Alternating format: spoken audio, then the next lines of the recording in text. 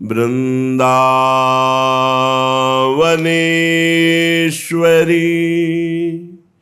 तवैव पदारविंदम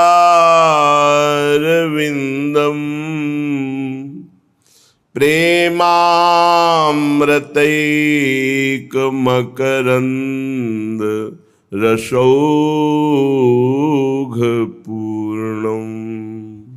हृद्यर्पितं मधुपतेः स्मरतापमुग्रं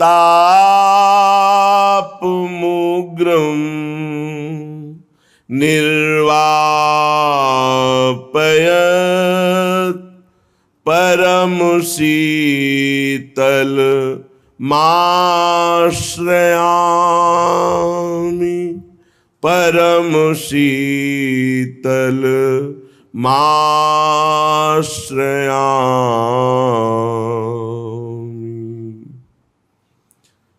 लाडली मेरी प्यारी श्यामा मेरी स्वामिनी, लाड़ भरी मुस्कात लजीली झुकी देखत निज पाए, लालच भरे लाल के लोचन ललकी रहे तहाँ छाए। युगल बदन संगम अति सुंदर पद पंकज उर लाल, लालत ललित लाडली भोरी चूमी चूमी बलिजात। श्री लाडली जी के चरणों में महावर रचना हो रही थी। लाडली जी अंतर में लालजू के चिंतन में डूबी हुई थी। अचानक श्री चरणों का स्पर्श और रचना में चंचलता दिखाई दी, तो आंख खोल के देखा कौन है, तो स्वयं लालजू महाराज हैं। लाडली जू ने देखा स्वयं लालजू महाराज अपने कर कमल से लाडली जू के श्री चरणों में महावर रचना कर रहे हैं। कैसा ये एकांतिक अद्भुत सेवा सुख है। स्वयं परमात्म तत्व हैं लालजी महाराज, आनंद सिंधु हैं, पर प्रेमाधीनता इतनी प्रबल है, अपने ही प्रेम स्वरूप श्री लाडली जी के श्री चरणों में महावर रचना कर रहे हैं। बिहरत कुसुम पराग लगत जब पीत वसन लय झारत, लुठत मयूर चंद्रिका तिन तर अद्भुत छवि निहारत, जावक चित्र बनाई संवारत करन सफल तब मानत। लालजू महाराज अपने कर कमल को तभी सफल मानते हैं जब प्रेम समुद्र का सार स्वरूप श्री लाडली जी के श्रीअंग की कोई भी सेवा मिल जाए, बेणी गुंथन, दर्पण दर्शन कराना या महावर रचना करना, यहां तक कि चरण चापना, चापत चरण मोहन लाल, कुंवरी राधे पलंग पौढ़ी सुंदरी नौबाल। ये अनन्य दास्य रस को प्रकाशित करने के लिए आचार्य हैं, स्वयं करके दिखा रहे हैं। प्रेमाधीनता प्रभु में बहुत प्रबल है, अन्यत्र ऐसी प्रेमाधीनता नहीं पाई गई। यहां तक कि अपने दास की भी प्रेमाधीनता में दासता करने में आपको सकुच नहीं होता। अनंत ब्रह्मांडों के स्वामी है, अनंत शक्तियों के स्वामी है, शास्त्रों दिव्य भगवत पार्षद है, पर यह कभी नहीं सुना गया कि किसी प्रेमी महापुरुष की सेवा में श्री भगवान ने अपने पार्षद को लगा दिया। नहीं, आप स्वयं लगे। चाहे वो त्रिलोचन जी हो तो उनके यहां अंतर्यामी नाम धारण करके नौकर के रूप में प्रभु रहे। स्वयं जगन्नाथ जी महाराज नव किशोर अवस्था माधोदास बाबा की मल भरी लंगोटी धो रहे। शिखंडिया के रूप में एकनाथ जी के यहाँ कई वर्ष से स्वयं भगवान सेवा कर रहे। अर्जुन जी का रथ स्वयं भगवान हाँक रहे। कैसी प्रेम आधीनता हमारे प्रभु में है। यद्यपि सकल लोक चूड़ामणि, प्रीति का ऐसा स्वभाव कि दीन अपन पो माने, प्रीति की रीति रंगी लोई जाने। अनंत ब्रह्मांडों के अधिपति के पास क्या कमी, किसी एक शक्ति एक सेवा को पूर्ण कराने के लिए आदेश कर दे सब हो जाए, लेकिन आप स्वयं पग चापूं और सेज बिछाऊं, नौकर बनूं हजाम, हाकू बैल बनो गडवारो, बिना तनख्वाह रथवान, यही तो मेरे मन में ठणी, भगत मेरे मुकुटमणि। फिर तो स्वामिनी जो प्रेम समुद्र का मूर्तिमान सार रूप है, सांद्रानंद घन प्रेम मूर्ति किशोरी। मुस्कुरा दिया किशोरी जी ने।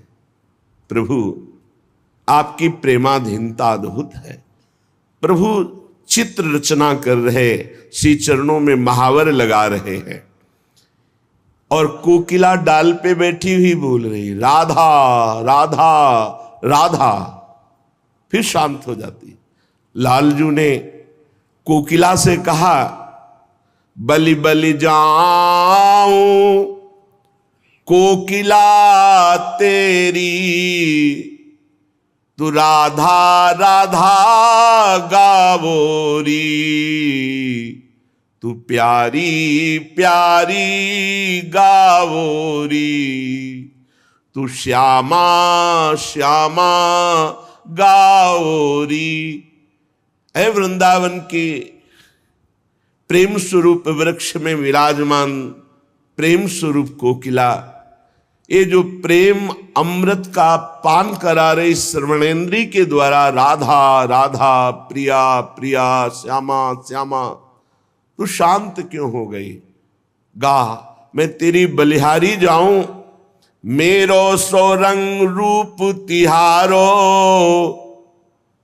मोशो मन ही मिलावोरी। एक कोकिला तू भी श्याम और मैं भी श्याम, बस मेरे मन में तू मन मिला दे तो देख मेरा मन राधा रंग में रंगा हुआ है। तू भी राधा राधा गा रहे, इसलिए तेरी बलिहारी जाऊं। ध्यान दीजिए, प्रभु बलिहारी जा रहे हैं जिसके मुख से राधा राधा निकल रहा है। और सच्ची मानिए, राधा नाम उच्चारण करने वाले को हम संख्या की बात नहीं कहते। जितना जीवन बचा है, यदि आप प्रत्येक श्वास में राधा राधा राधा, तो वो पद प्राप्त होगा जो बड़ी बड़ी साधनाओं से नहीं प्राप्त होता। लालजू महाराज कह रहे, ये है जो नाम है मेरो जीवन, प्यासे श्रवण सिरावोरी, बलि बलि जाऊं कोकिला तेरी, राधा राधा गाओरी। ये राधा नाम मेरा जीवन है, लालजू कह रहे। जब कोई राधा बोलता है तो मेरे प्यासे कान उधर हो जाते हैं, मेरी दृष्टि उसके ऊपर हो जाती है। क्या दूं इसको? प्यारी जू का नाम सुनाया तो पहले तो रजिस्टर ही फाड़ देते हैं। अनंत जन्मों का लेखा जोखा जो चित्रगुप्त के द्वारा है वो सब खत्म कर देते हैं। अनुल्लिख्या अनंतान पितदपराधान मधुपतिर, फिर महाप्रेमाविष्ट तो परम देयम विमृशति। प्रेम में आविष्ट होकर सोचते राधा नाम के बदले में इसको क्या दूं? तो त्रिभुवन में राधा नाम के बदले में ये माया वाली वस्तुएं देने योग्य थोड़ी है। तो प्रभु स्वयं अधीन हो जाते हैं, भगवान प्रेमाधीन हो जाते हैं। और जो राधा राधा उच्चारण करता है उसका न संचित कर्म न क्रियमाण रखते हैं और प्रारब्ध भोगने की सामर्थ्य दे देते हैं। ये जो नाम है मेरो जीवन, प्यासे श्रवणो शिरावोरी, रंग में रंग बढ़ाओ हा हा, ये उमगी उमगी तुम गाओरी। प्रेम रंग में और रंग चढ़ रहा है, कोकिला तो और जोर से बोल राधा राधा राधा राधा। तन मन प्राण निछावर तेरे, प्रभु कह रहे मैं अपना तन, अपना मन, अपना प्राण सब कुछ राधा नाम उच्चारण करने वाले के ऊपर बलिहार कर देता हूं, न्यौछावर कर देता हूं। अब न अधिक तरसावोरी, भोरी हित ये सुधा संजीवनी। ये राधा नाम सुधा रसम, ये संजीवनी मूरी है, ये अमृत रस है। बड़े भाग्यशाली हैं जिनके कान में ये राधा नाम पड़ता है, और उससे भी महान भाग्यशाली हैं जो हर समय राधा राधा ऐसा रटते हैं।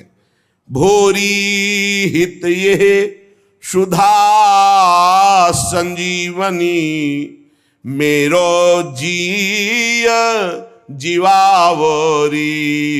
बलि बलि जाऊं कोकिला तेरी, राधा राधा गाओरी, राधा राधा गाओरी।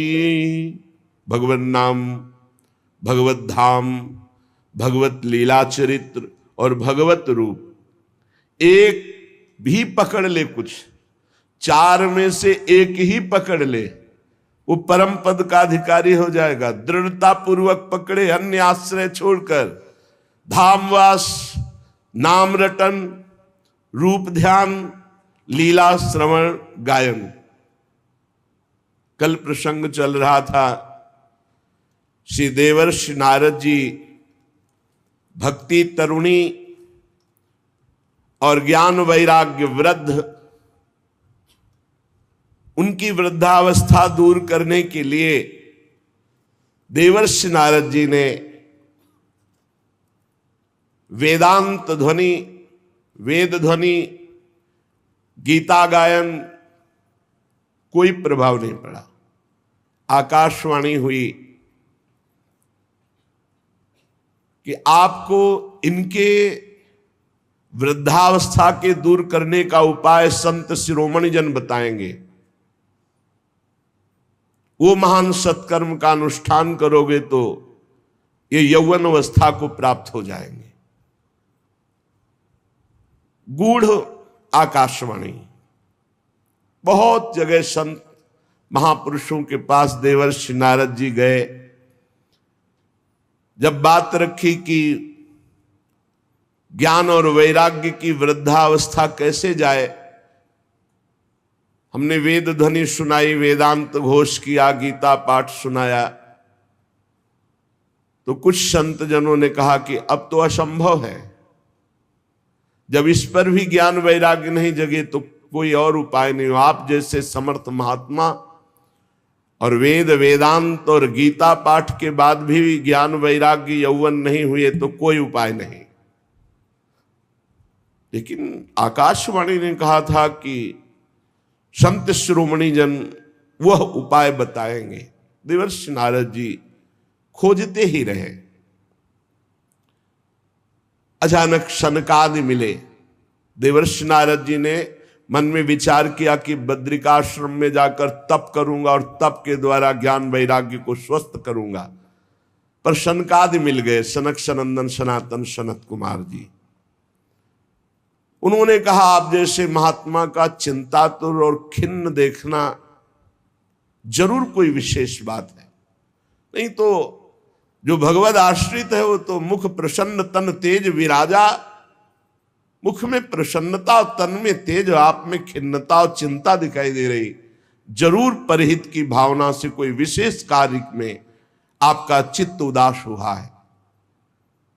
बताया कि भक्ति यौवन और उनके पुत्र ज्ञान वैराग्य ये वयोवृद्ध और दासी मुक्ति तो क्षीण ही जैसी हो गई।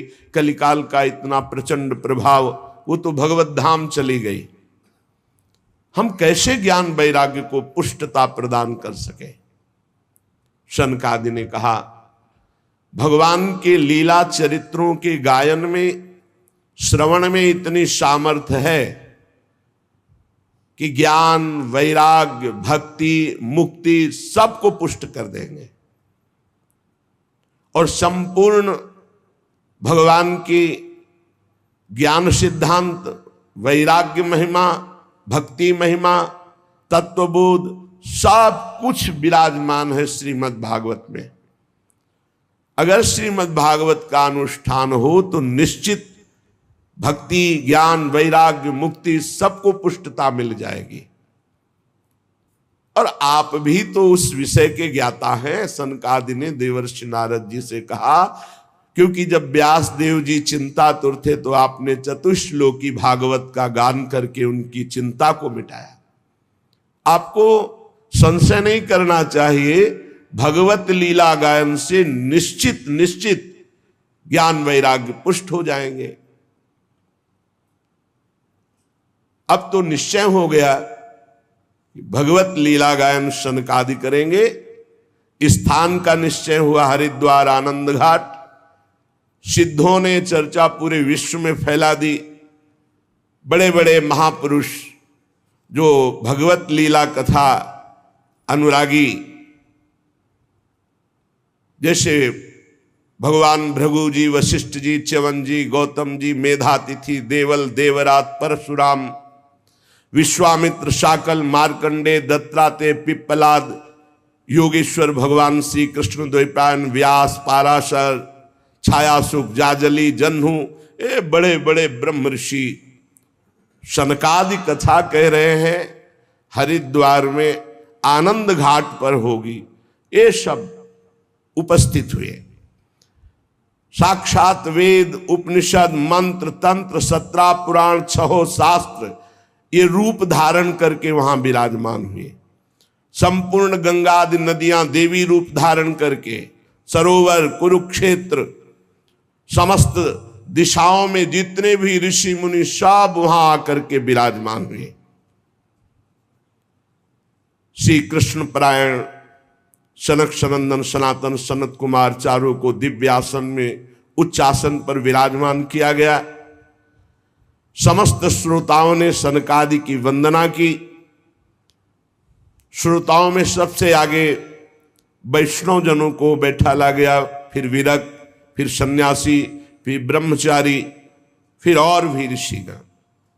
एक और देवता, एक और वेद उपनिषद शास्त्र मूर्तिमान होकर, एक और गंगा आदि देवियां, फिर उनके पीछे आगंतुक भक्तजन, जो भी स्त्री पुरुष भगवत कथा के लोभी जन थे, वो वहां आकर विराजमान हुए। बड़ी जोर से शंख ध्वनि हुई, जय जयकार, नमस्कार। देवता लोग विमानों में चढ़कर पुष्पों की वर्षा किए।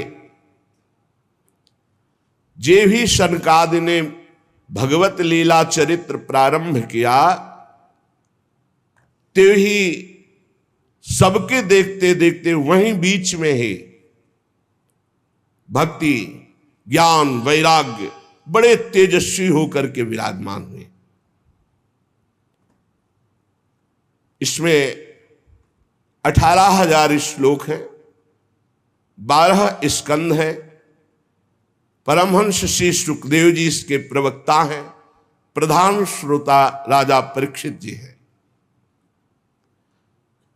जब अनंत जन्मों के पुण्यों का योग बनता है तो संसार चक्र से भटकते हुए जीव को सत्संग मिलता है, और जब वो सत्संग में भगवत चर्चा सुनता है तो निश्चित इसी जन्म में उसे भगवत प्राप्ति हो जाती है। बड़े भाग पाइब सत्संगा, बिना ही प्रयास हुई भवभंगा। बहुत से शास्त्र हैं, बहुत से पुराण हैं, बहुत से मार्ग हैं।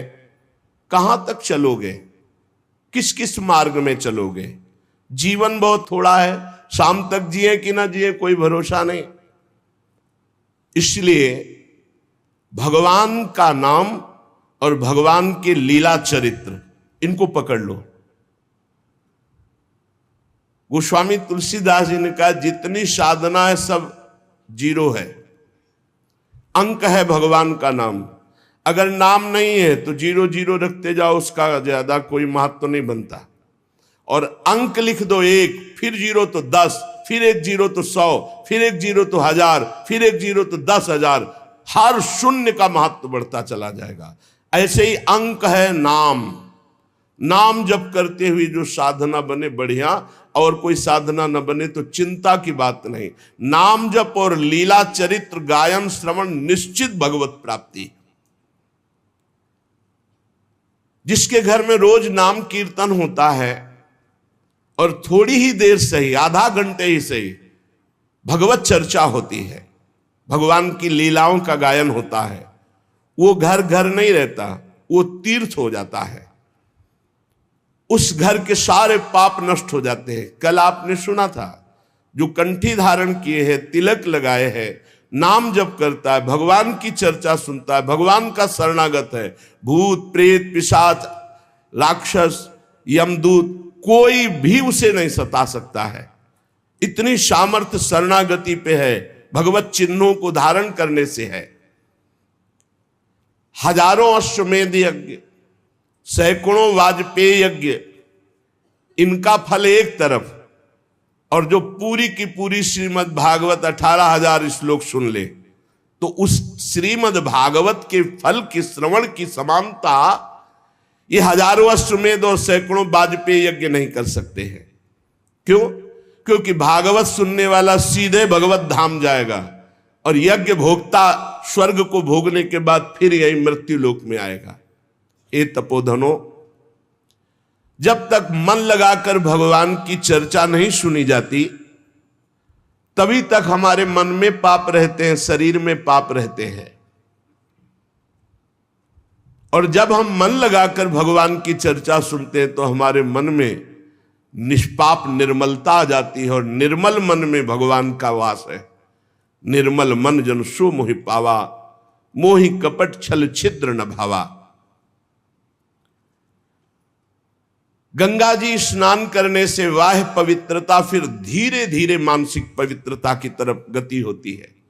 लेकिन यदि भगवत लीला चरित्र सुना जाए तो वाह्य और आंतरिक दोनों पवित्रता हो जाती है। भगवान नाम जप किया जाए, भगवत लीला चरित्र सुना जाए तो सवाभ्यंतर शुचि, वो बाह्य और अभ्यंतर दोनों से पावन हो जाता है। इसलिए श्री कृष्ण लीला कथा अमृत की समानता न गंगा, न गया, न काशी, न पुष्कर, न प्रयाग कोई नहीं कर सकता।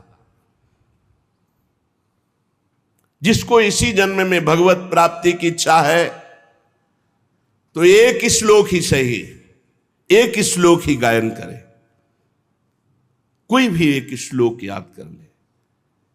ये श्रीमद् भागवत का ही श्लोक है। कृष्णाय वासुदेवाय हरये परमात्मने प्रणत क्लेश नाशाय गोविंदाय नमो नमः। एक श्लोक अगर रोज गाया जाए जीवन में तो उसकी दुर्गति नहीं होगी। एक श्लोक, या तस्मात् शास्त्रम प्रमाणम। अगर आधा श्लोक भी उच्चारण कर दे तो निष्पाप रहेगा पूरे जीवन।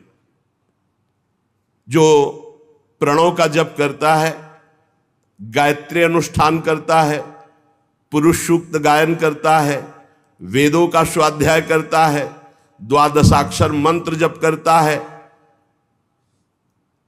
भगवान सूर्य की आराधना करता है, प्रयागराज में संगम में स्नान करता है, संवत्सर रूप काल, ब्रह्म ऋषि, अग्निहोत्र, गौ सेवा, द्वादशी तिथि, तुलसी सेवन, बसंत ऋतु, ये सब जो, और एक भगवान का नाम जप करके लीला चरित्र, सब महान हो गए।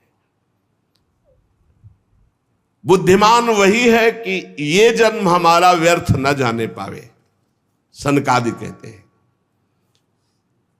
जो पुरुष अहर्निश भगवान का नाम जप करता है, अहर्निश निरंतर महिमा है। जो अहरनिश निरंतर तैल धारावत अखंड चिंतन में चल रहा है नाम, और जहां भगवान की चर्चा होती, जैसे प्यासा आदमी दौड़ के जाता है, बावरों सो रस में फिरे खोजत नेह की बात, बावरा में कहां भगवत चर्चा हो रही, और जाके वहां शांत एक चित्त होकर बैठकर भगवत चर्चा सुनता है। तो कह रहे जन्म कोटि कृतम पापम नश्यते नात्र संशया, करोड़ों जन्मों के पाप उसके नष्ट हो जाते, इसमें कोई संशय ना करे। जो नित्य भगवान की लीला कथा सुनता है, नित्य भगवान का नाम जप करता है, श्री तुलसी जी को जल चढ़ाता है, वैष्णव जनों की सेवा करता है, उसको परम पद दुर्लभ नहीं है, सुलभ है। जो पुरुष पधारने जा रहा हो, शरीर पूरा हो रहा हो, उस समय नाम कीर्तन, उस समय भगवान के लीला चरित्रों के 2-4 अध्याय गान कर दे, निश्चित वो भगवान के धाम को जाएगा, निश्चित। ये करना चाहिए। अपना कोई परिचय हो या ना हो, किसी का शरीर छूट रहा है तो नाम कीर्तन शुरू कर दो। अगर आपको आता है तो संस्कृत या हिंदी से भगवान के पावन चरित्र जो गाए गए हैं, 2-4 अध्याय रास पंचाध्यायी के भगवत लीला के सुना दो, अवश्य अवश्य उसे भगवत प्राप्ति हो जाएगी। इस सनक सनंदन सनातन सनत कुमार जी कह रहे हैं। जो धनी मानी जन है, यदि वे स्वर्ण का सिंहासन बनाकर उसमें श्रीमद् भागवत ग्रंथ विराजमान करके किसी वैष्णव को दान कर दे, तो उन्हें भगवान का सायुज्य मोक्ष प्राप्त होता है, सायुज्य पदवी प्राप्त होती है। जिस दुष्ट ने अपनी सारी आयु में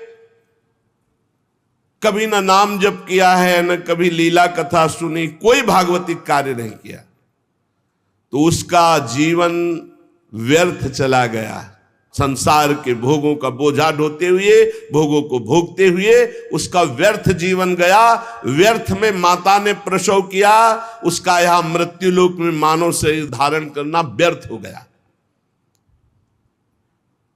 वो मुर्दा है जो भगवान का नाम जप नहीं करता, वो मुर्दा है जो भगवान की लीला कथा नहीं सुनता। वो भार स्वरूप है पृथ्वी में, पशु तुल्य है, धिक्कार है। सनकादि जन कह रहे, धिक्तम नरम पशु समम भूय भार रूपमेवं वदंति दिव्य देव समाज मुख्या।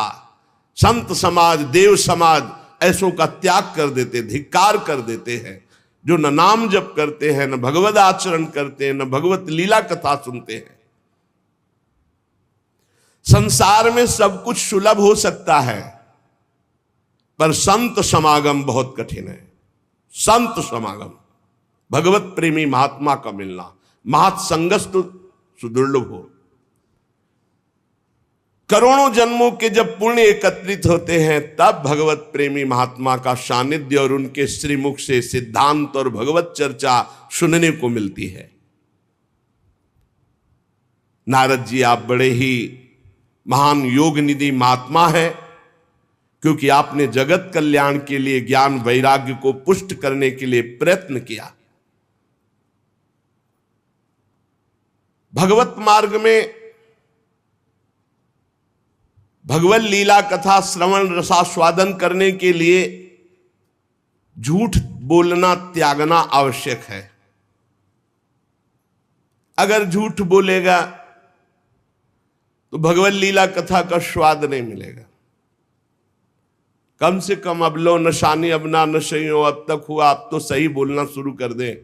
क्या भय है, झूठ क्यों बोलते हैं?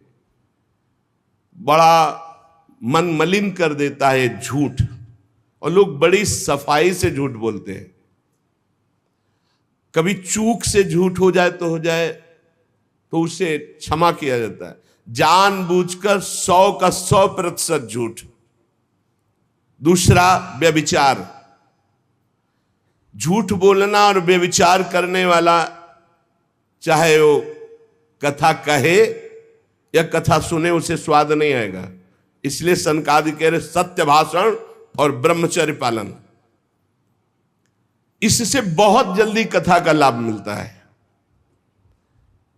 असत्य भाषण बोलने वाला व्यभिचार दोषी चाहे कथा कहे चाहे कथा सुने, उसे लाभ नहीं मिलेगा। कलयुग में बहुत कठिन है बहुत समय तक सत्य भाषण का नियम लेकर और ब्रह्मचर्य का नियम लेकर निर्वाह करना। इसलिए महापुरुषों ने इस कार्य को अगर अनुष्ठान रूप में लिया जाए तो सप्ताह श्रवण विधि रखी कि 7 दिन नियम लेकर के सत्य भाषण, ब्रह्मचर्य पालन, निरंतर नाम जप और 7 दिन में 18,000 श्लोक सुन जाओ तो बड़े से बड़े महापाप का नाश करके वो भगवत प्राप्ति करा देगा। कलयुग में मन असंयमित रहेगा, शरीर में रोगों की बाहुल्यता रहेगी, आयु बहुत थोड़ी रहेगी, और भी अनेक प्रकार के झूठ बोलना, व्यभिचार करना, छल कपट, निंदा करना, ये सब दोष कलयुग में।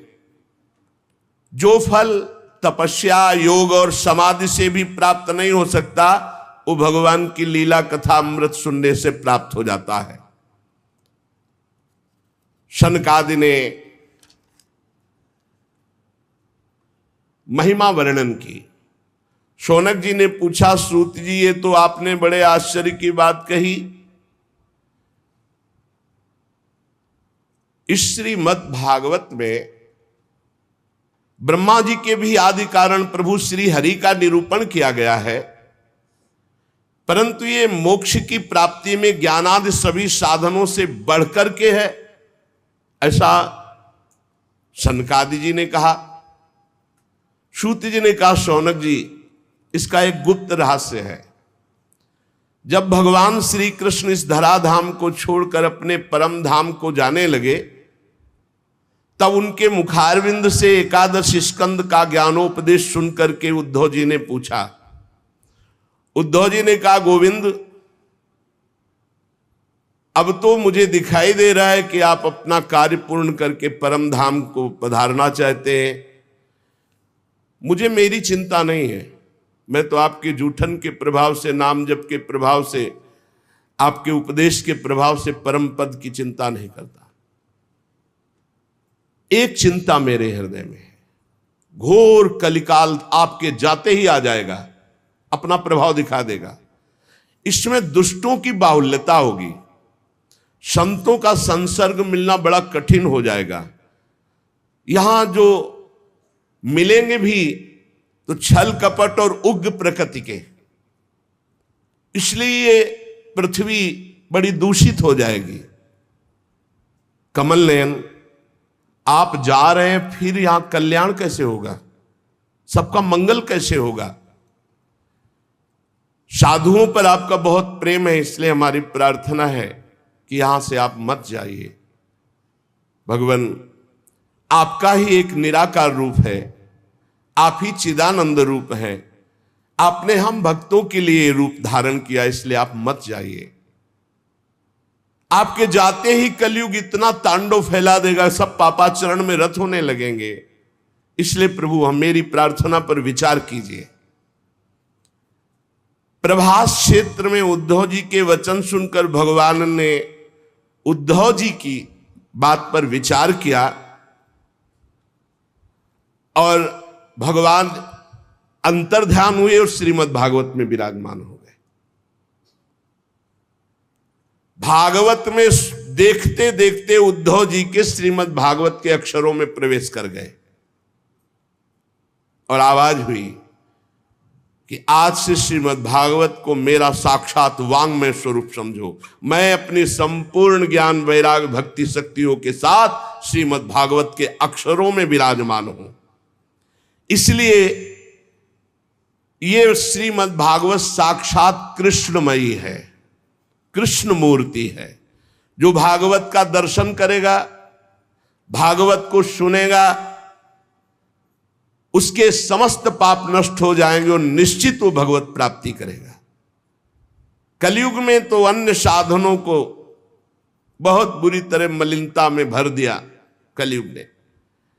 इस कलिकाल में कोई ऐसा धर्म नहीं बचा जिसे कलयुग ने ग्रस्त ना लिया हो, और कोई ऐसा मनुष्य नहीं बचा जो दुख, दरिद्रता, दुर्भाग्य, चिंता, शोक इनमें डूब न रहा हो।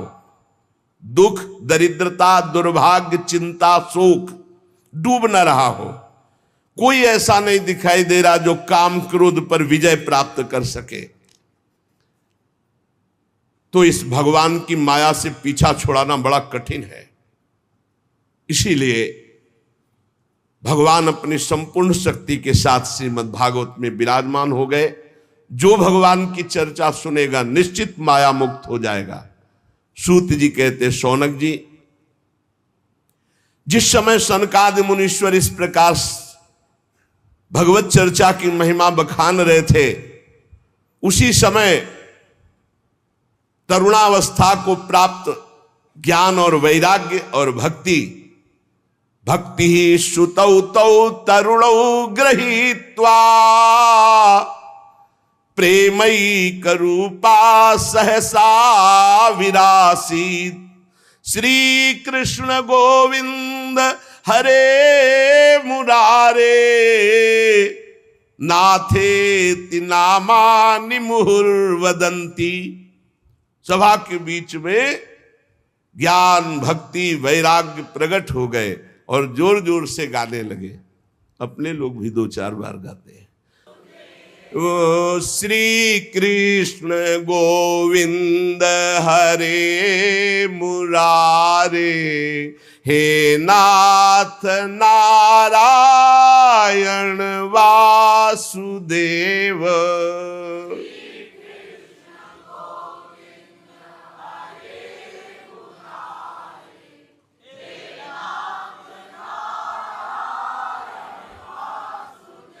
हे नाथ नारायण वासुदेव, हे नाथ नारायण वासुदेव,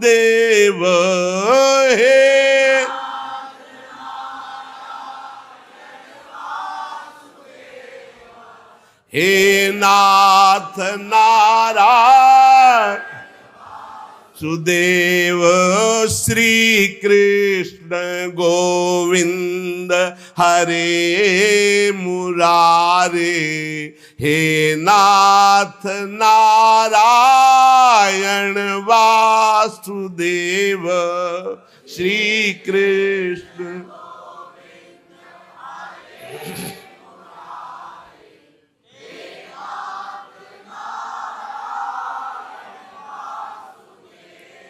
सभी सभासदों ने देखा परम सुंदरी दिव्य तेजोमयी प्रेम लक्षणा भक्ति भागवत के अर्थों का आभूषण पहने हुए। सब मुनिजन आश्चर्य हो, यह ऐसा तेजमय स्वरूप ज्ञान, वैराग्य, भक्ति का। तब सनकादि ने कहा, आश्चर्य मत करो, ये भक्ति देवी अभी अभी श्रीमद् भागवत की महिमा से प्रकाशित होकर के तरुण अवस्था को प्राप्त ज्ञान वैराग्य के साथ प्रकट हुई है। अपने पुत्रों सहित विनम्र होकर के भक्ति जी ने सनत कुमार जी से कहा। भक्ति बोली, मैं तो कलयुग में नष्ट प्राय हो गई, पर आपने भगवान की लीला कथा अमृत से मुझे पुष्ट कर दिया। अब आप आदेश कीजिए, मैं कहां रहूं। ये सुनकर सनकादि ने कहा, जो भगवान का नाम जप करते हैं, भगवान के आश्रित हैं, भगवान की लीला कथा सुनते हैं, तुम भगवान का दर्शन कराने वाली हो, भगवान का प्रेम प्रदान करने वाली हो, आवागमन को जड़ से नष्ट करने वाली हो, इसलिए तुम सदैव भगवान के प्रेमी भक्तों के हृदय में वास करो। जो नाम प्रेमी, रूप प्रेमी, लीला प्रेमी, धाम प्रेमी, सदैव तुम उनके हृदय में वास करो। ज्ञान, वैराग्य और भक्ति। ये कलयुग भले किसी को दूषित कर दे, लेकिन जिसके हृदय में हे भक्ति महारानी तुम ज्ञान वैराग्य के साथ विराजमान रहोगी, ये दृष्टि भी नहीं डाल सकता उन पुरुषों पर। उन उपासकों पर दृष्टि भी नहीं डाल सकता जिसके हृदय में भक्ति महारानी ज्ञान वैराग्य के साथ विराजमान है। कहां विराजमान? जो नाम जापक है, लीला चरित्र गायन श्रवण करता है, भगवद आश्रित है, उसके हृदय में सनक सनंदन सनातन सनत कुमार जी ने कहा कि आप ज्ञान वैराग्य सहित भक्ति विराजमान हो। भक्ति ने जे ही आज्ञा पाई तो जितने कथा में विराजमान थे सबके हृदय में विराजमान हो गए। सकल भुवन मध्य निर्धनास्ते पिधन्या निवसति हृदये साम श्री हरेर भक्ति रेखा हरिरपि निज लोकम सर्वथा तो विहाय प्रविशति हृदय साम भक्ति सूत्रोपनद्धा। इस जगत में भले धनवान वो नहीं है, लेकिन उनके हृदय में भगवान की भक्ति विराजमान है। तो सकल भुवन मध्य निर्धनास्ते पिधन्या, धन नहीं है पर भक्ति विराजमान है, तो बोले तीनों लोकों में वो सबसे बड़ा धन्यवाद का पात्र बन गया, क्योंकि भक्ति की डोरी से खींचकर भगवान परम धाम छोड़कर उसके हृदय में प्रकाशित हो जाएंगे। भूलोक में भगवत प्राप्ति का साक्षात उपाय बिना परिश्रम के, बिना श्रम के परम पद पहुंच जाना, ये भगवत लीला चरित्र गायन श्रवण बैठा ले दिमाग में। खूब लीला चरित्र गायन श्रवण, निश्चित भगवत प्राप्ति। जिस समय भक्ति महारानी नृत्य कर रही, ज्ञान वैराग्य नृत्य कर रहे, पूरे सभा में श्री कृष्ण गोविंद हरे मुरारे हे नाथ नारायण वासुदेव, ये कीर्तन हो रहा। उसी समय अथ वैष्णव चित्तेषु दृष्ट्वा भक्ति मलौकिकी निज लोकम परित्यज्य भगवान भक्त वत्सलः बनमाली घनश्याम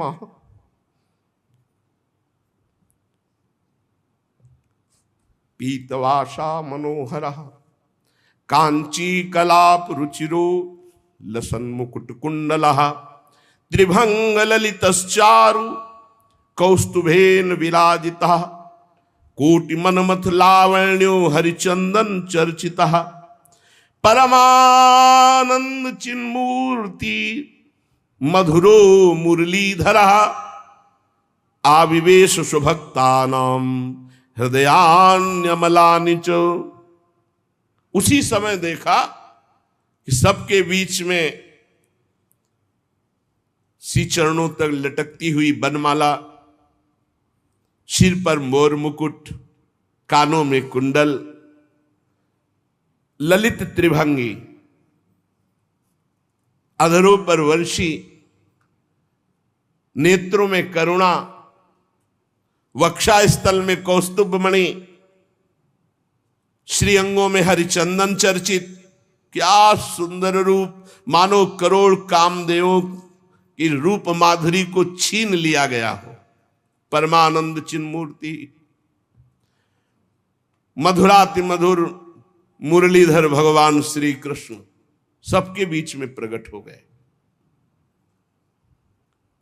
सब सभा खड़ी हो गई, शनकादि भी खड़े हो गए।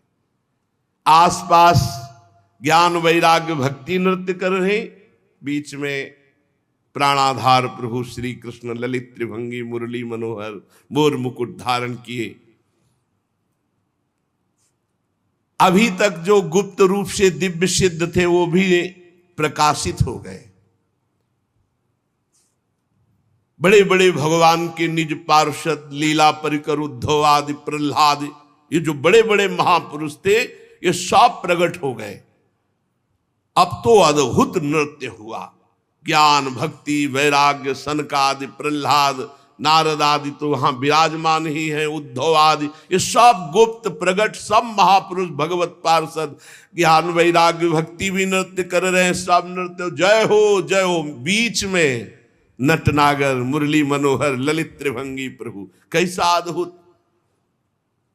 तदा जय जया रावो रस पुष्टि लौकिकी चूर्ण प्रसून वृष्टिश्च मुहु शंखरवोप्यभूत। कोई शंख ध्वनि कर रहा है, कोई जय हो, ऐसे भगवान ललित त्रिभंगी सबको सुख देते हुए विराजमान। सब बड़े बड़े महात्मा आसपास जय जयकार, नमः नमः, नमो नमः, शंख ध्वनि, पुष्प वर्षा, जय जय। कितना अद्भुत सुख! ऐसा रस प्रवाह बह चला कि कोई भी ऐसा नहीं था जो देह सुधि का विस्मरण करके भगवदानंद में ना डूबा हो। देह गेहात्म विस्मृति ही तत्सभा संस्थिताम नाच। देह गेहात्म विस्मृति, कोई ऐसा सभा में नहीं बचा जो देह भाव से ऊपर न उठ गया हो। सबको देह गे की विस्मृति, एकमात्र भगवदानंद। ऐसी तन्मयता देख करके नारद जी ने कहा, मुनीश्वर गण, आज मैंने भगवान की चर्चा की महिमा देख ली। भगवान ने स्वयं कहा, मद भक्ता यत्र गायंती तत्तिष्ठामि नारद। मेरे भक्त मेरे पावन चरित्रों का गायन करते वहां मैं विराजमान रहता हूं। प्रमाण दे दिया भगवान स्वयं प्रकट होकर। इसमें संदेह नहीं कि कलिकाल में चित्त की शुद्धि के लिए भगवान की लीला कथा से बढ़कर और कोई साधन नहीं है। मुनिवर, आप लोग बड़े कृपालु हो, जो संसार के कल्याण के विचार करके बिल्कुल अद्भुत सरल मार्ग निकाला, जिससे सब लोग सुनकर भगवान को प्राप्त कर सकते हैं। सनक आदि ने कहा कि जो लोग सदा पापरत रहते हैं, दुराचारी हैं, वेद के विरुद्ध मार्ग में चलते हैं, जो कामी हैं, क्रोध से जलते रहते हैं, कुटिल हैं, ऐसों को भी भगवत चर्चा भगवान की प्राप्ति करा देगी। जो सत्य कभी बोले ही नहीं, सत्य से चित हैं, सत्येन हीना पितृमात्र दूषकास तृष्णा कुलाश्चाश्रम धर्म वर्जिता ये दंभिका मत्सरणोपि हिंसका। जो माता पिता की निंदा करने वाले, माता पिता को कटुवचन बोलने वाले, माता पिता को दंड देने वाले, ये घोर नरकों को जाते हैं। लेकिन ऐसा भी पुरुष जो तृष्णा का मारा, आश्रम धर्म का त्यागी, दंभी, दूसरों की उन्नति देखकर कुढ़ने वाला, सदैव दूसरों को कटुवचन दुख देने वाला, ऐसे लोग सब नरक जाते हैं। पर ऐसे लोगों को भी यदि भगवत चर्चा सुना दी जाए तो उनका कल्याण हो जाएगा। ये 5 महापाप हैं, इनको नष्ट करना बहुत कठिन होता है। पंचोग्र पापास छलछद्म कारिणः क्रूरा पिशाचा इव निर्दयाश्चये। कौन से महापाप? सबसे पहला शराब पीना। ये पंचोग्र पापास, ये निश्चित नरक जाते हैं। शास्त्र हमारा निषेध करता है।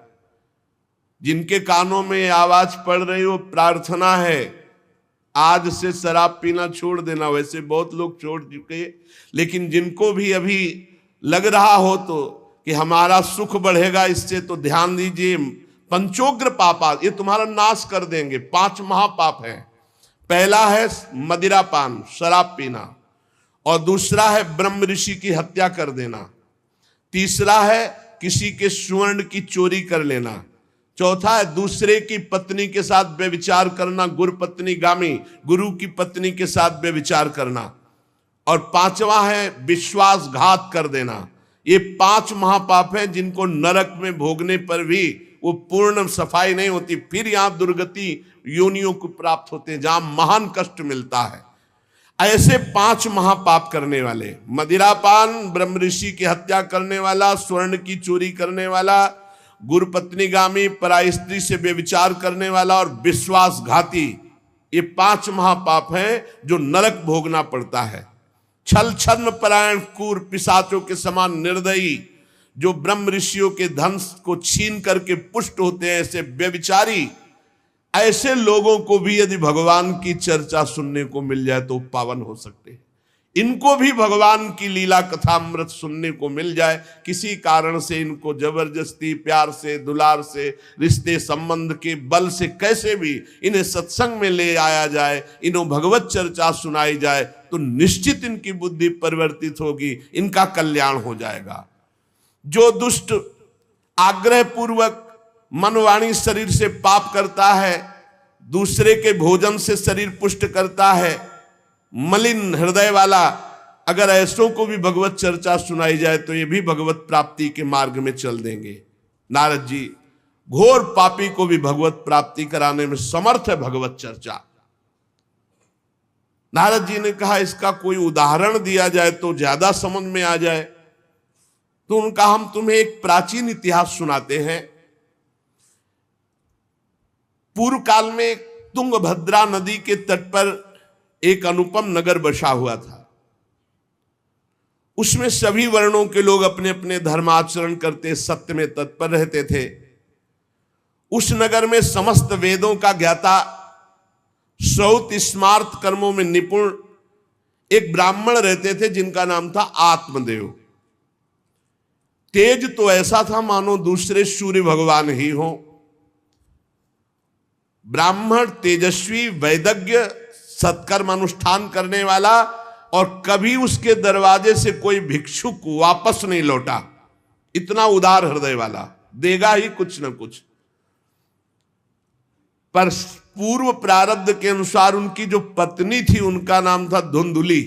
पति का नाम आत्मदेव और पत्नी का नाम धुंधुली था। सुंदरी थी, कुलीन थी, पर लड़ाकू स्वभाव था, अपनी बात पे अड़ जाना। अब वो बड़े ज्ञानी थे, वेदज्ञ, वेद के ज्ञाता, इसलिए वो शांत रहते थे, लड़ाई घर में नहीं होती। वो लड़ने वाली ही बात करती थी, पर वो शांत रहते थे। जब घर में नहीं होती तो पड़ोसी से जाके भिड़ना, जरा जरा से कारण में। क्रूर स्वभाव, बकवादी स्वभाव, गृह कार्य में निपुण लेकिन कंजूस और झगड़ालू, प्रारब्ध है। भोग विलास की कमी नहीं थी, खूब संपत्ति थी, घर बढ़िया सुंदर, परंतु सुख नहीं था।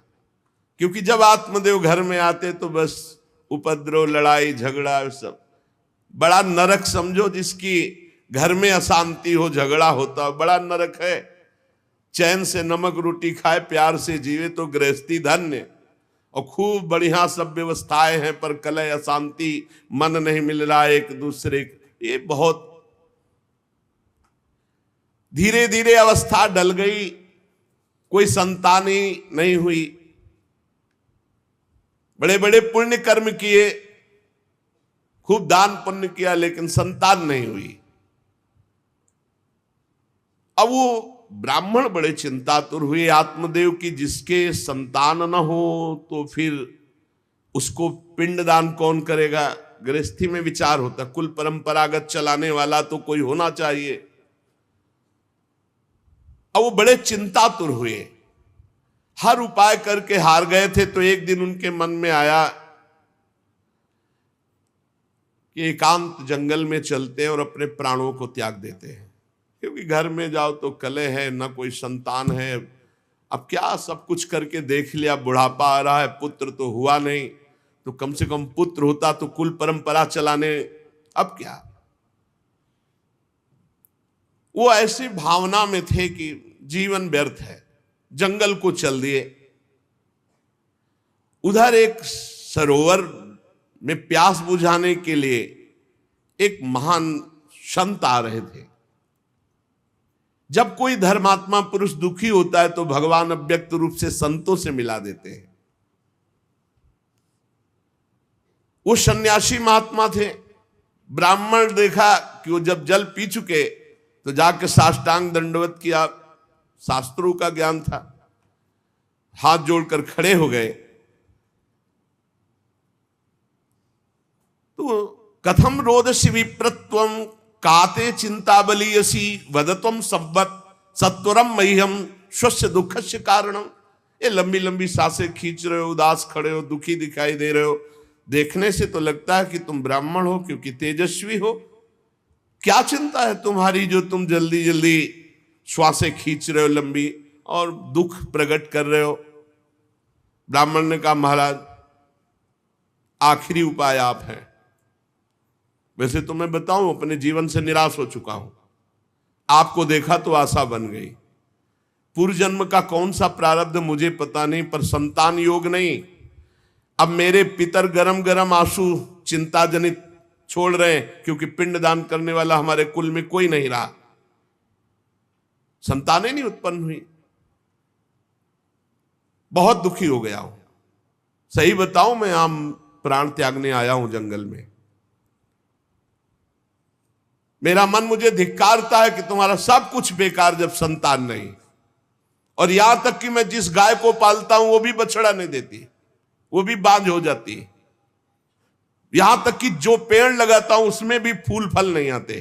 कितना मैं दुर्भागी हूं, बड़ा भागा हूं। अब मैं अपने प्राण त्यागने आया हूं। और फूट फूट कर रोने लगे।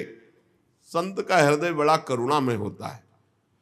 संत चाहे तो नवीन प्रारब्ध तत्काल रच सकते हैं, क्योंकि भगवान के भजन में अपार सामर्थ्य है। उन्होंने अपनी दिव्य दृष्टि से देखा होगा, आत्मदेव ब्राह्मण पुत्र का मोह तो छोड़ दो, आप विवेक का आश्रय लो, भजन करो। मैं तुम्हारी रेखा को देख रहा हूं, एक जन्म नहीं 7 जन्म तक कोई संतान है ही नहीं। देखो संतान के पीछे मत पड़ो। राजा सगर, महाराज अंग, बड़े बड़े संतान में बहुत दुख भोगे हैं। अब तुम भजन करो, जंगल में निकल आए, भजन करो, संतान की आशा छोड़ो। ब्राह्मण ने कहा कि मुझे उपदेश नहीं, ये उपदेश नहीं, सब पढ़ा हूं, मुझे पुत्र चाहिए, पुत्र देव, नहीं मैं आपके सामने अभी प्राण त्यागता हूं, मुझे पुत्र चाहिए। ब्राह्मण का ऐसा आग्रह देख करके सन्यासी जी ने कहा कि देखो विधाता के लेख को कोई मिटा नहीं सकता, चित्रकेतु का चरित्र पढ़ के देख लेना। दैव जिसके उद्योग को कुचल देता है वो सफल नहीं होता। तुम्हें पुत्र सुख नहीं है। उन्होंने कहा फिर हम कह रहे हैं बस अब पुत्र का आशीर्वाद दे ही दो, नहीं तो प्राण त्याग देंगे आपके सामने। सन्यासी जी ने देखा है तुम मानने ही वाले नहीं, तो उन्होंने योग बल से एक फल प्रकट किया, तपोबल से, और कहा लो योग तो नहीं तुम्हारे पुत्र का, पर मैं ये फल देता हूं, अपनी पत्नी को खिला देना, इससे बड़ा ज्ञानी महात्मा पुत्र पैदा होगा। तुम्हारी स्त्री 1 साल तक सत्य, शौच, दया, दान, ब्रह्मचर्य का पालन करे, एक टाइम अन्न खाए, तो और ये फल पाने के बाद 1 वर्ष के बाद ऐसा महापुरुष प्रकट होगा जो तुम्हारा कल्याण भी कर देगा, तुम्हारे पितरों का भी उद्धार कर देगा। वो योगीराज सन्यासी फल दिए। अब तो आत्मदेव बड़े प्रसन्न हुए क्योंकि कामना पूर्ण हो गई। फल लेकर आए धुंधुली, उनकी पत्नी थी जो लड़ाकू स्वभाव की, बड़ा क्रूर स्वभाव, दुष्ट स्वभाव, वैसे ही क्रूर स्वभाव था। आके कहा हो भाग्य एक सन्यासी मिले, वो फल दिए, और उन्होंने नियम बताया है कि 1 साल तक सत्य बोलोगी, पवित्र रहोगी, दूसरों को दान करोगी, एक समय तुम अन्न खाओगी, और बहुत शुद्ध स्वभाव वाला महात्मा बालक पैदा होगा, ये फल खा लो। तो उन्होंने कहा कि फल तुरंत थोड़ी खाया जाता, नहा धो के बड़े पवित्रता से खाया जाता, लाओ और जाओ, आप निश्चिंत रहो। बोलने अगर हमारे सामने पाल, तुम्हें विश्वास नहीं, वो डरते भी थे, घर के बाहर हो गए। अब वो कुटिल स्वभाव की थी, क्रूर स्वभाव की। उन्होंने अपनी बहन को बुलाया और रो रो के कहने लगी कि बहन मुझे बड़ी चिंता हो गई, समस्या आ गई। क्या? बोले पंडित जी जो ये फल लाए हैं, फल से गर्भ रह जाएगा। पहले तो नियम बता गए हैं कि 1 साल तक झूठ नहीं बोलना, पवित्र रहना है, और दूसरों को दान देना, एक समय अन्न खाना है। अब हम तो बड़ी भयभीत हैं कि जब पेट में गर्भ बढ़ेगा तो भोजन कम हो जाएगा, पेट बढ़ेगा तो भोजन कम हो जाएगा। ये तो मैंने कर नहीं सकती, क्योंकि 3 बार तो हमको अच्छा भोजन चाहिए, पंडित जी का 1 बार खाना, ये तो हो नहीं सकता। अच्छा, गर्भ बढ़ा, पेट बढ़ा, खाया पिया जाएगा नहीं, बहुत परेशानी उसमें लगेगी। और कहीं दैववश से अगर डाकू आ गए तो भाग भी नहीं पाऊंगी। चलो डाकू ना आए, कहीं आग लग गई घर में, तब तो हम जल के मरी जाएंगे, क्योंकि गर्भ पेट में, ये तो हमसे नहीं। और फिर गर्भ निकलते समय सुना बहुत कष्ट होता है, ये सब हमसे नहीं होने वाला। देखो, एक क्रूर स्वभाव की नकारात्मक सोच। और कहीं प्रसव काल में गर्भ टेढ़ा हो गया तो हम तो मरी जाएंगे, ये तो हमसे नहीं होगा। और अगर गर्भ हमारा बड़ा होने लगा और घर में ननद आ गई तो सब माल मता समेटती रहेगी, हम तो कुछ लड़ ही नहीं पाएंगे, क्योंकि लड़ने लायक नहीं रहेंगी। ये सब विचार करके उसका, ये सब हमसे नहीं होने वाला। तो उनकी बहन ने कहा, सोच क्यों करती हो? ठीक इसी समय हमें अनुभव हुआ है 2-4 दिन में, इसी महीने में, कि हमारे पेट में है, तुम हमारे पति को धन दे देना और गर्भवती का नाटक करो, और जब हमारे बच्चा होगा हम तुम्हारे यहाँ पहुंचा देंगे, और हम अपने यहाँ शोरगुल कर देंगे कि बच्चा मर गया, कौन देखने आता है, और पति को पैसा दे देना। हाँ, ये तो बढ़िया बात रही, बढ़िया विधान बन गया, जैसे को तैसे मिले तो बढ़िया विधान बन गया। तू गर्भवती का नाटक कर आज से कि फल पा लिया और मैं गर्भवती हो गई, मैं अपने बालक को मरा घोषित कर दूंगी, और ये जो फल लाए हैं इसकी परीक्षा के लिए जो गऊ है उसको पवा दो। जैसा उनकी बहन ने कहा था वैसे धुंधुली ने सब कर दिया। देख लो, कहा था स्वामी जी ने तुम्हारे 7 जन्म बालक नहीं, तो देखो बुद्धि कैसी खराब हुई, गाय को पवा दिया।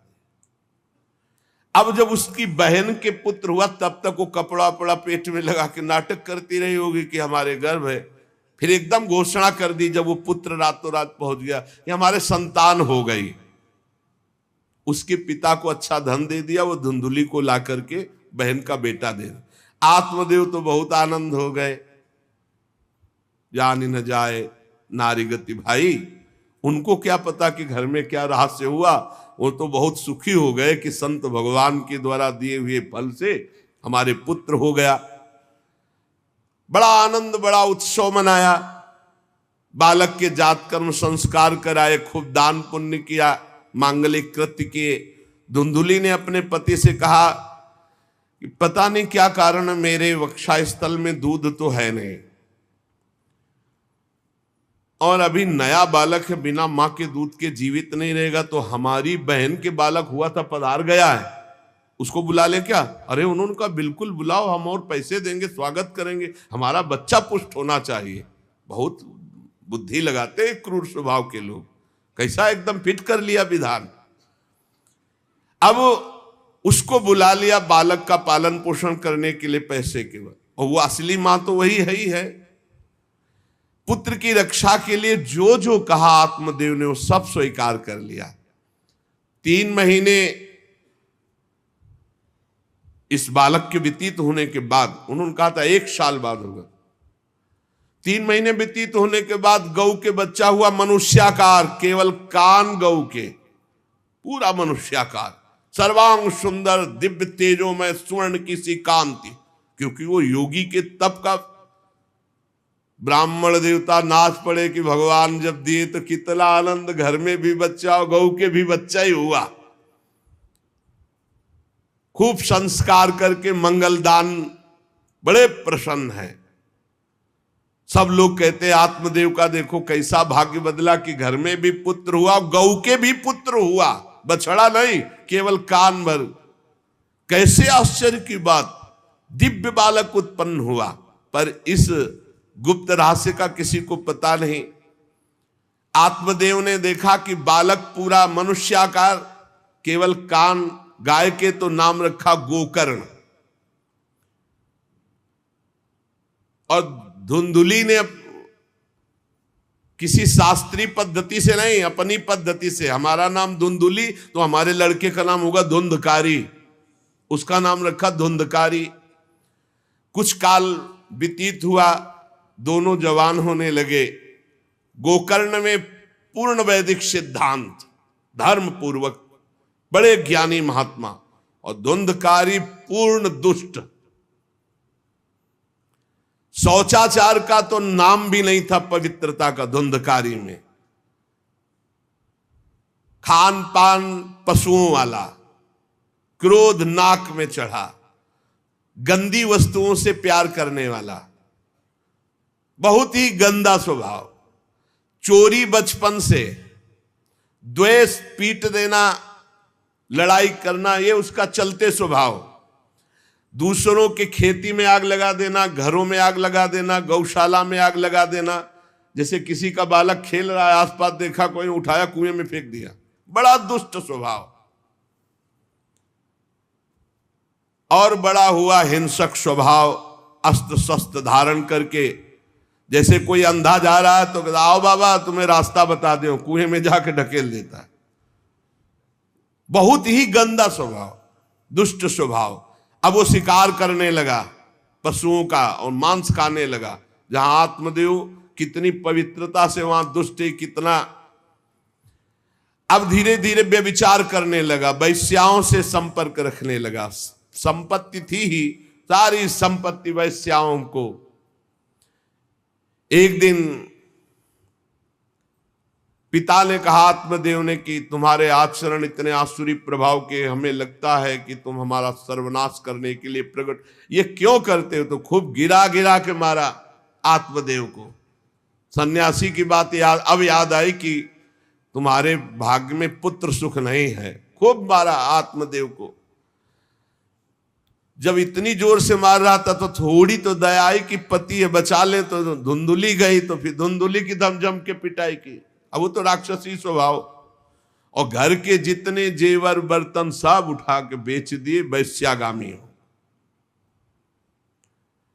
अब जब सारी संपत्ति स्वाहा, खाने को भी नहीं, तो धुंधुली बैठ के रोती। रोना इससे तो अच्छा कि मैं बांझ रह जाती। दुष्टता की ना, पति ने जब तुम्हें एक दिव्य फल दिया था, खाना चाहिए था।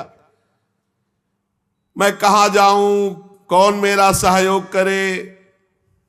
बड़ी विपत्ति, बड़ा दुख, न खाने को न पीने को। अतरे दिन पिटाई करता धुंधकारी, आत्मदेव की भी और धुंधुली की भी। पिता बैठ के रो रहे थे। मैं सन्यासी की बात मान जाता तो गोकर्ण जी आए और उन्होंने कहा पिताजी, आप जैसे विद्वान पुरुष को ऐसा शोक करना उचित नहीं। तुम शास्त्र के ज्ञाता हो, तुम्हें चाहिए कि संसार की असारता का तो थोड़ा विचार करना हो। ये दुख रूपी मोह में फंसकर आप एक अज्ञानी पुरुष की तरह रो रहे हो, पिट रहे हो। पिताजी, क्या शास्त्रों में नहीं पढ़ा पुत्र किसका, धन किसका, पत्नी किसकी, शरीर किसका? ये मोह के कारण अज्ञानी जन रात दिन दीपक की तरह जल रहे। पिताजी, ना सुख इंद्र को है, ना चक्रवर्ती राजा को है। सुख है तो एकांत में भगवान का भजन करने वाले को है। ये देखो गोकर्ण, ये मुंचा ज्ञानम प्रजारूपम मोह तो नरके गति। ये नरक जाने वाली बात, पुत्र के मोह में फंस करके आप छोड़ो इसे, आपका शरीर नष्ट हो जाएगा। इसलिए मेरी प्रार्थना मानो, आज से निकलो घर से और वन में जाओ, भगवान का चिंतन करते हुए जीवन व्यतीत करो।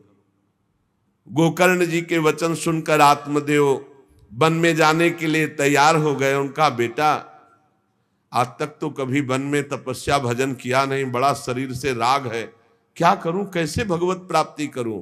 तो देहे स्थिमांसि रुधिरे भिमतिम त्यजत्वम जाया सुतादिषु सदा ममतां विमुंच पश्यानिशं जगदिदं क्षणभंग निष्ठं वैराग्य राग रसिको भव भक्ति निष्ठा धर्मं भजस्व सततं त्यज लोक धर्मान सेवस्व साधु पुरुषान् जहि काम तृष्णाम अन्यस्य दोष गुण चिंतन मासु मुक्त्वा सेवा कथा रसमहो नितराम पिबत्वम। संत समागम कभी व्यर्थ नहीं होता। देखो संत समागम का फल है गोकर्ण जी।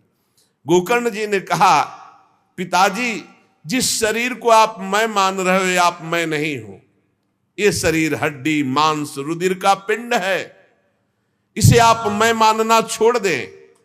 आपकी स्त्री आपका पुत्र ये कभी आप मत माने, ये आपके नहीं थे, न पहले और न बाद में, बीच में भास रहे कि आपके हैं। ये संसार रात दिन नाश को प्राप्त हो रहा है, क्षण भंगुर है। किसी भी कोई वस्तु में ममता मत करो, यहां कुछ स्थायी नहीं है, सब नष्ट होने वाला है। बस एकमात्र वैराग्य रस के रसिक होकर भगवान की भक्ति में लग जाओ। कैसे भक्ति करे? धर्मम भजस्व सततम, सदैव धर्म का भजन करो। कौन सा धर्म? बोले त्यज लोक धर्मान, लोक धर्म का त्याग करके भागवत धर्म का आश्रय लो। भागवत धर्म का आश्रय कैसे प्राप्त होगा?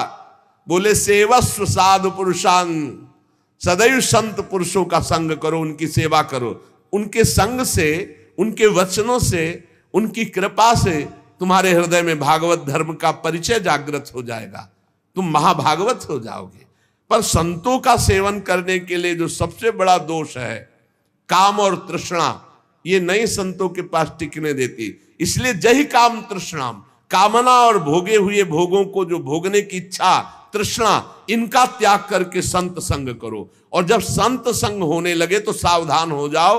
अन्यस्य दोष गुण चिंतन मासु मुक्त्वा, दूसरे के गुण दोषों का चिंतन न करके श्री भगवान का चिंतन करे, भगवान की सेवा करे, भगवान की कथा लीला सुने, तो उसको नित्य भगवत धाम की प्राप्ति हो जाती।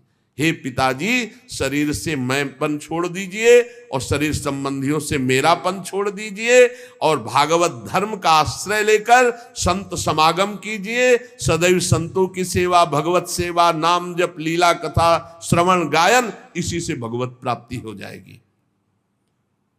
बस उसी समय गोकर्ण को मन से प्रणाम करके कि भगवान गुरु रूप से इसी रूप में आकर मुझे उपदेश दे रहे हैं, उसी समय आत्मदेव जी ने तो घर छोड़ दिया और वन की यात्रा की। 60 वर्ष की आयु हो चुकी थी, पर ज्ञान था शास्त्रों का। बड़ी निष्ठा से अपनी बुद्धि को समेटा संसार से और रात दिन भगवान के चिंतन में लगा दिया। भगवान के चिंतन और भागवत के 10वें स्कंद का रोज पाठ पूरा, जो भागवत का 10वां स्कंद श्री कृष्ण लीला चरित्र से भरा हुआ है, पूरा पाठ और निरंतर नाम जप, इसके प्रभाव से श्री कृष्ण चंद्र की प्राप्ति हुई गोकर्ण जी के उपदेश से आत्मदेव की। अब जब पिता वन को चले गए तो और छूट, वैसे मानता तो था ही नहीं पर और छूट हो गई। अब धुंधकारी ने उठाई लाठी डंडा, जो धुंधुली की डट के पिटाई की और कहा बता धन कहाँ है। अब जितना धन था तो सब ले गए। फिर जलती हुई लकड़ी लुकाठी, उससे बता धन कहाँ है। किसी तरह वो छूट पाई तो भागते हुए जाकर कुएं में गिरकर अपने शरीर को नष्ट कर दिया कि रोज की पिटाई से अच्छा एक बार दुर्गति को प्राप्त हुई। धुंधुली दुर्गति को प्राप्त हुई, पति आत्मदेव श्री कृष्ण चंद्र को प्राप्त हुई। योगनिष्ठ गोकर्ण जी ने जब देखा कि धुंधकारी का आतंक बढ़ रहा है तो उन्होंने छोड़ दिया। जो ज्ञानी पुरुष होते प्रपंच नहीं स्वीकार करते, उनको कोई सुख दुख इससे नहीं, उदासीन भाव से तीर्थ यात्रा को निकल गए। धुंधकारी ने 5 वैश्याओं को अपने संग में रखा, सब नौजवान वैश्याएं। अब उनके लिए पशुओं का मांस चोरी करके उनकी मनोकामनाएं पूरी करना। बुद्धि भ्रष्ट थी, आचरण भ्रष्ट थे, क्रूर कर्मा। एक दिन उन वैश्याओं ने कहा कि हमको तो हार नहीं पहनाया आज तक, कामना होती है। अब 5 को हार लाने के लिए तो बहुत रुपया चाहिए, मौत की भी उसको कोई भय नहीं रह गई थी।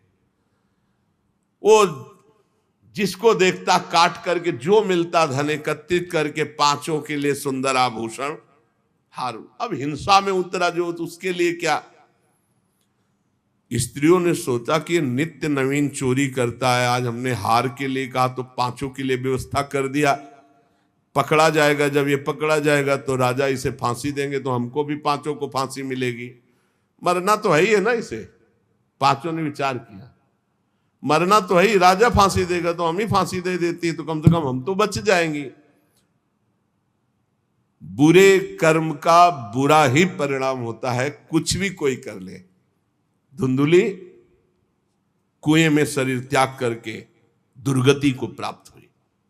ये जब जिन वैश्याओं के लिए प्राणों की बाजी लगा करके सब कुछ ला रहा, जानते उनका प्लान क्या बना कि ये चोरी करता है, पकड़ा जाएगा, फांसी की सजा होगी, मारा ही जाएगा, और जब ये पकड़ा जाएगा तो हम भी पकड़ी जाएंगी, तो फांसी की सजा इसको होगी, तो वही हम दे देती हैं, तो हम तो बच जाएंगी और सारा धन लेके रात्रि में निकल लेंगी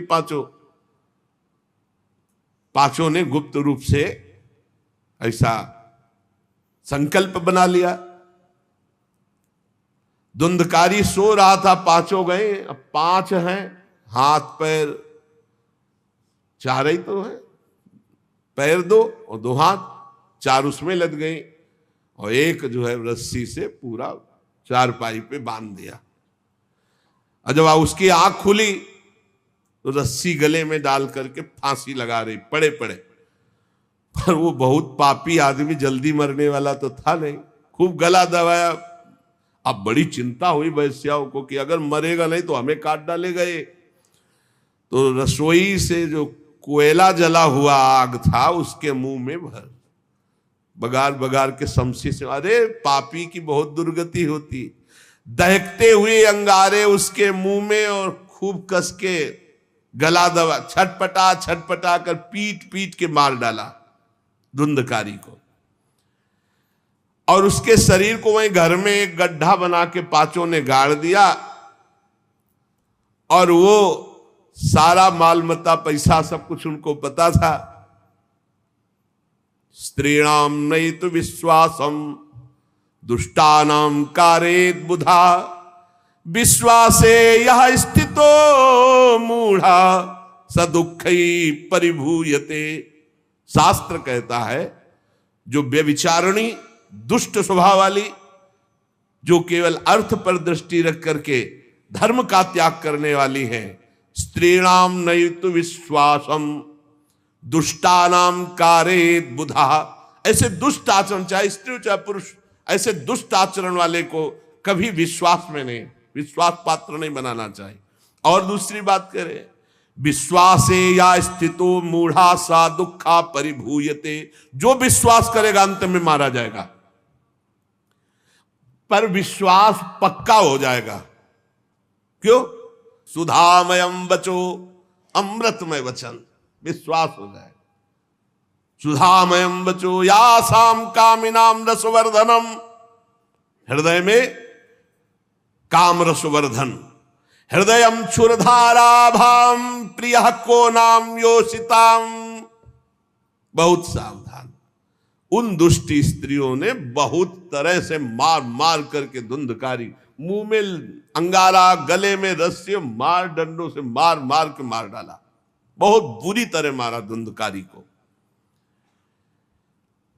अब जब दिन में निकलना चाह तो लोग, आज धुंधकारी नहीं देखा, बोले प्रीतम किसी कार्य से बाहर गए और असर लगाकर 5 माल मत्ता लेके भाग गए। बहुत सावधान।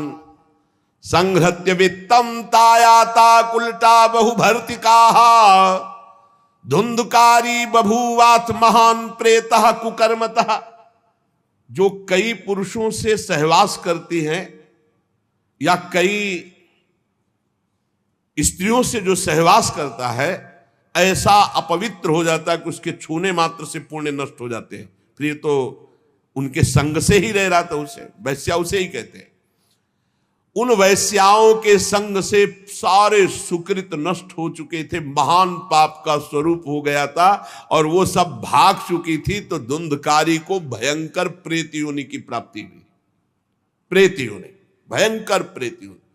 अब वो बवंडर रूप, जो चक्रवात जैसे बवंडर देखते हो ना, वो रूप धारण करके दसों दिशाओं में भटकता।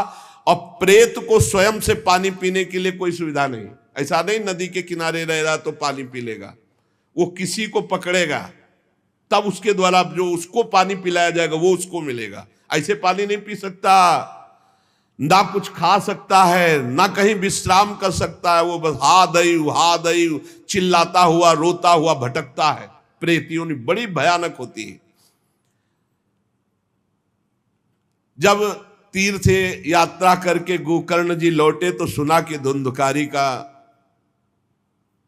लापता और मार डाला गया। तब उन्होंने फिर गए और वहां पिंडदान किया धुंधकारी के लिए भी। बड़े महात्मा थे गोकर्ण, श्राद्ध किया और काफी तीर्थों में मंत्रानुष्ठान किया कि इसका कल्याण हो जाए। ये सब करके लौट आए अपने पिता आत्मदेव के घर में। रात्रि में कोई देख ना पावे इसलिए सीधे अपने घर में गए और शयन किया।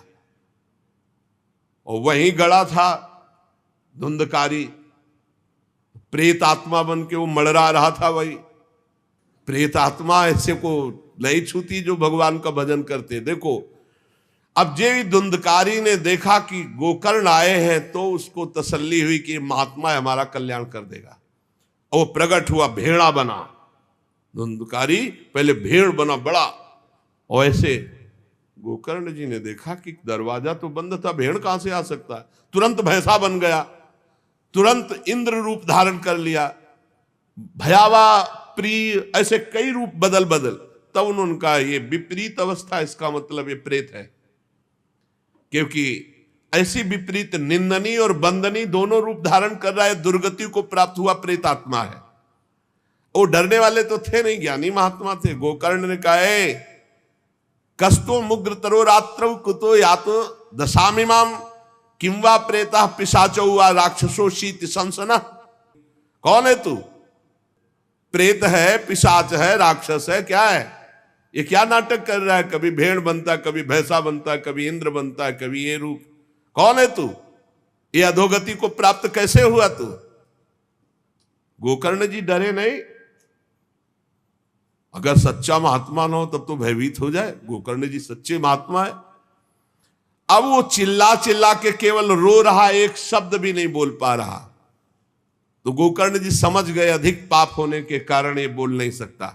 तब अंजलि में जल लिया और कई मंत्रों का जाप किया और फिर उसके ऊपर फेंका। जे भी फेंका तब बोल पाया, भैया मैं आपका भाई धुंधकारी हूं, बचा लो, मेरी भारी दुर्गति हो गई। मैं तुम्हारा भाई हूं, मैं धुंधकारी हूं। अब मुझे बहुत कष्ट हो रहा, पश्चाताप हो रहा, मैंने सब कुछ नष्ट कर दिया, धर्म भ्रष्ट पापाचारी।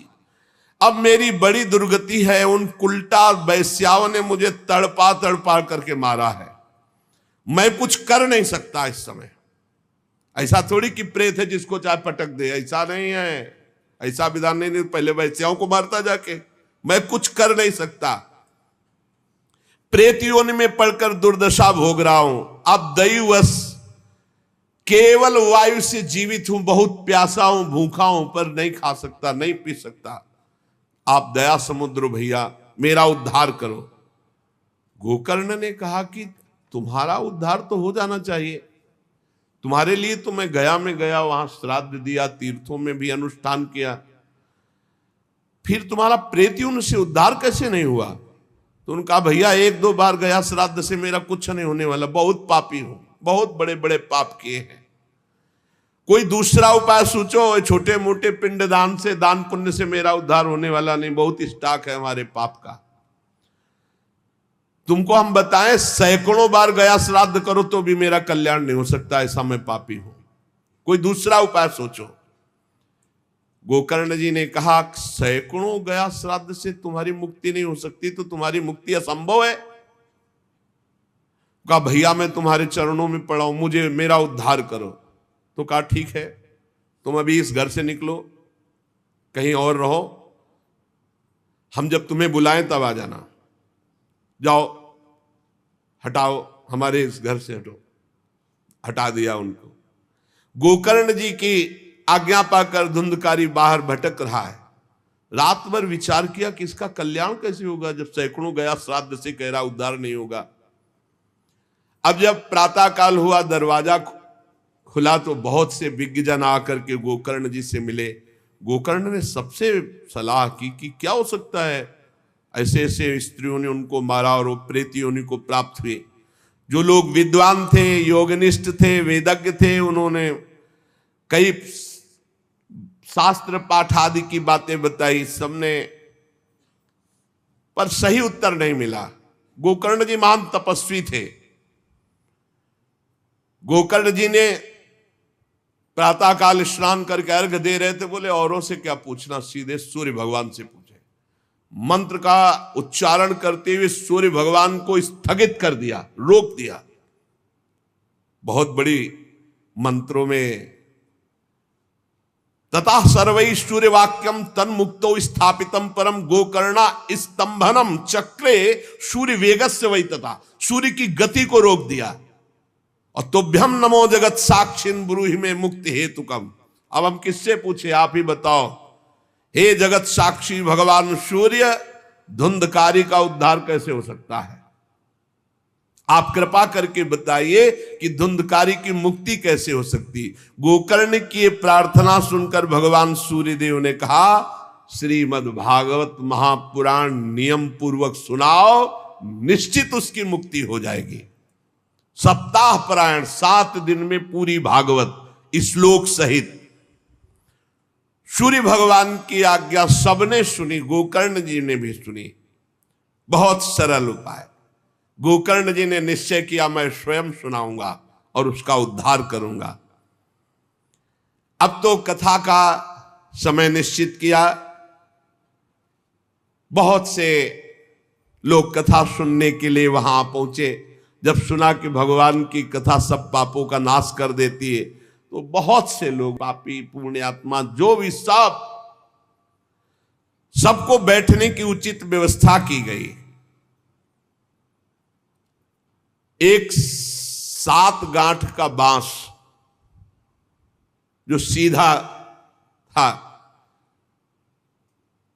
आवाहन किया धुंधकारी का और कहा इस पे बैठ जा, तू भी कथा सुन। तो सीधे 7 गांठ के बांस पर धुंधकारी जाकर के बैठ गया, छिद्र में वायु रूप होकर, क्योंकि बाहर कहीं स्थित नहीं रह सकता, चलायमान तो बैठना है। गोकर्ण जी ने एक वैष्णव को मुख्य श्रोता बनाया और प्रथम स्कंद से स्पष्ट स्वर में कथा सुनानी प्रारंभ की, श्लोक और अर्थ। सायंकाल को विश्राम दिया तो एक बड़ी विचित्र बात हुई। सभासदों के देखते देखते एक बांस में तड़ तड़ की आवाज हुई, एक गांठ फट गई।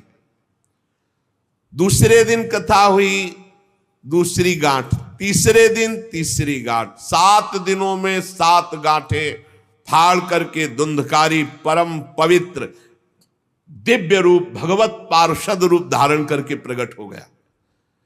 धुंधकारी का श्याम वर्ण पीतांबर धारण के, तुलसी की माला, सिर पर मनोहर मुकुट, कानों में कमनी कुंडल, सामने आकर गोकर्ण को प्रणाम किया और कहा, भाई अब मैं भगवत पार्षद बन गया, प्रेत योनि से मुक्त। 7 दिन में भयंकर पापात्मा धुंधकारी श्री भगवान की चर्चा सुनने के कारण भगवत स्वरूप हो गया। ओहो, कितना प्रेत पीड़ा मैं सह रहा था, एकमात्र श्री कृष्णचंद्र जी की लीला कथा सुनने मात्र से मैं भगवत स्वरूप हो गया हूं। भैया मैं कैसे आपका उपकार करूं?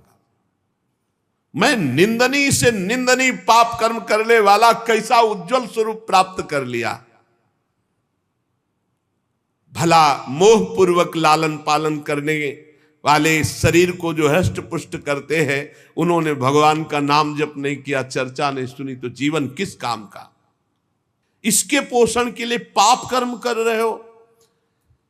और वृद्धावस्था आने वाली परिणाम में दुख, रोगों का दुख, भोगों की कामना का दुख, क्या क्या दुख, इसकी क्या गति होगी? गाड़ दिया जाएगा या जला दिया जाएगा। ऐसे मनुष्य शरीर को प्राप्त करके भगवत प्राप्ति नहीं की तो जीवन व्यर्थ चला गया। अरे जो अन्न प्रातः काल पकाया जाता है, दूसरे दिन सड़ जाता है, उसी अन्न से इस शरीर का पोषण होता है, 6 घंटे में मल बना के निकाल देता है। ये शरीर कहीं अविनाशी है क्या? नाशवान शरीर है। जो लोग भगवान की कथा से वंचित है, भगवान का नाम जप नहीं करते, वो बुदबुदे जीवों में मच्छरों के समान जीवन उनका है। जन्मे मरे किस काम के? भला देखो, जिस बांस में मैं बैठा था तो बांस की गांठ फट गई, क्या भगवान की कथा सुनने पर चित्त की गांठ नहीं नष्ट हो जाएगी? जड़ चेतन की ग्रंथ।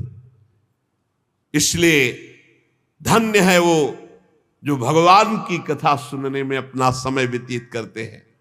धुंधकारी ऐसी बातें कह रहा था, सबने देखा जय घोष करते हुए नमो नमः नमो नमः, और एक दिव्य विमान आया।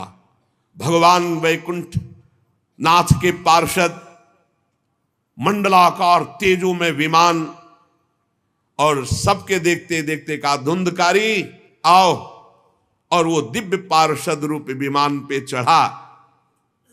जब विमान पे चढ़ के जाने लगा तो गोकर्ण जी ने रोक दिया, रुको, ये क्या? कथा तो शास्त्रों लोगों ने सुनी, तो आपको शास्त्रों विमान लाना चाहिए और सबको बैठाल कर ले जाना चाहिए, क्योंकि हमारे सुनाने में कोई भेद नहीं था और ये सुन भी सब ध्यान से रहे थे। तो भगवत पार्षदों ने कहा आपके सुनाने में कोई भेद नहीं था, पर सुनने में भेद हो गया है, श्रवण भेद हो गया। ये उपवास करके बिना कुछ खाए पिए रात दिन कथा का ही चिंतन करता रहा, मनन करता रहा, इसके कारण इनको भगवत पार्षद रूप मिला जा रहे। और ये कथा सुना भर है, मनन नहीं किया, मनन विषयों का हुआ, इसलिए विमान पे नहीं। ये निराहार रहकर 7 दिन में चर्चा सुनता और रात भर उसी का चिंतन करता, उसके प्रभाव से परम पद का अधिकारी हुआ। इसलिए जो मननहीन है, जिनको गुरुवचनों पर विश्वास नहीं है, जो कथा में चित्त की एकाग्रता नहीं है, वो फल भेद हो गया। वो भगवान के दिव्य धाम में एक बार में नहीं जा सकते। गोकर्ण जी आपको तो लेने के लिए स्वयं गोलोक बिहारी आएंगे, यूं कह करके विमान अंतर्ध्यान हो गया, अर्थात चले गए। गोकर्ण जी ने समस्त श्रोताओं से कहा बिना तुम्हें विमान में बैठा ले मुझे चैन नहीं। सावन के महीना में हम फिर अनुष्ठान करेंगे, सब लोग कथा सुनो और सच्चे नियम से रहो, उसका मनन करो। ऐसा ही किया, सब लोग उपवास करके अल्पाहार करके कथा सुने, और जे ही 7 दिन में कथा की समाप्ति हुई तो भगवान के बहुत से पार्षद विमान लेकर आए, और जितने कथा सुनने वाले थे सबको परम धाम ले गए। और भगवान ने गोकर्ण जी को स्वयं गोलोक बिहारी हृदय से लगाया। जे भी हृदय से लगाया तो गोकर्ण भगवत स्वरूप हो गए। वही किरीट श्यामवर पीतांबर धारण किए हुए, कुंडल आदि से विभूषित। यहां तक कहते हैं कि उस कथा में सुनने में जो कुत्ते भी बैठे थे, वो भी गोकर्ण जी की दृष्टि पड़ने पर विमान पर बैठकर भगवत धाम को गए। भक्तवत्सल भगवान श्री कृष्ण इतने गोकर्ण जी पर प्रसन्न हुए कि तुमने सबको कथा सुनाकर मंगल अनुष्ठान। इसलिए गोकर्ण जी जिस जिस को चाहा, मालूम कथा सुनकर कुत्ता मनन तो नहीं कर सकता, लेकिन गोकर्ण जी ने मनन किया कि ये कुत्ता भी कथा में बैठा था, इसका भी भगवत उद्धार हो जाए। ये आप इसीलिए आसपास जो ये जीव जंतु सब भगवत स्वरूप हो जाते हैं। बड़े बड़े सिद्धों को जो गति नहीं मिलती, भगवान की लीला कथा सुनने से, गोकर्ण जी के प्रभाव से धुंधकारी सहित समस्त श्रोताओं को भगवत धाम की प्राप्ति हुई। शेष चर्चा आगे। श्री राधा वल्लभ लाल की जय।